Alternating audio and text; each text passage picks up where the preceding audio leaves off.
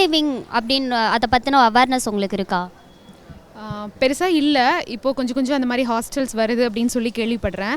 But அது எனக்கு சரியா அப்படின்னு தெரியல. நம்ம நிறைய இண்டிவிஜுவல் ரைட்ஸ் பற்றி பேசுகிறோம். ஒவ்வொருத்தருக்குமே இப்போ மேஜர் அப்படின்னா என்ன வேணால் பண்ணலாம், நம்மளோட சுதந்திரம் அப்படின்னு சொல்லி சொல்கிறோம்.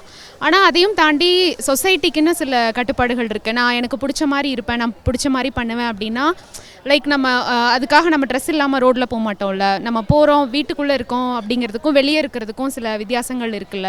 ஸோ அந்த மாதிரி சொசைட்டியில் சில விஷயங்களுக்கு வந்து கட்டுப்பாடுகள் தேவை அப்படின்னு தான் நினைக்கிறேன். இப்போது ஆல்மோஸ்ட் வந்து பேரண்ட்ஸ்க்கோ இல்லை அவங்க ரெஸ்பான்சிபிலிட்டியாக இருக்கோ அவங்களுக்கு தெரியாமல் நடக்க தான் வாய்ப்பு இருக்குது. அப்படின்றப்போ அவங்களுக்குள்ளே ஏதாவது பிரச்சனை, சண்டை அப்படின்னு வரும்போது அது அடுத்த கட்டத்துக்கு எப்படி போய் முடியும் அப்படின்னு தெரியல. இப்போ அப்படி முடியுதுன்னா அது இன்னொருத்தங்களோட லைஃப்பும் சேர்ந்து அவங்க தான் அதுக்கு கொஸ்டின் ஆன்சர் பண்ணுற மாதிரி இருக்கும். ஸோ இதெல்லாமே வந்து எப்படி இண்டிவிஜுவல் 2 பேருக்கும் வந்து அது சரியாக அமையும் அப்படின்னு எனக்கு தெரியல. சில சமூக கட்டுப்பாடுகள் அவசியம்தான். என்னதான் தனி மனித சுதந்திரம், உரிமைகள் இருந்தாலும் சில இடத்துல வந்து கட்டுப்பாடுகள் இருக்கணும் அப்படின்னு தான் நான் நினைக்கிறேன்.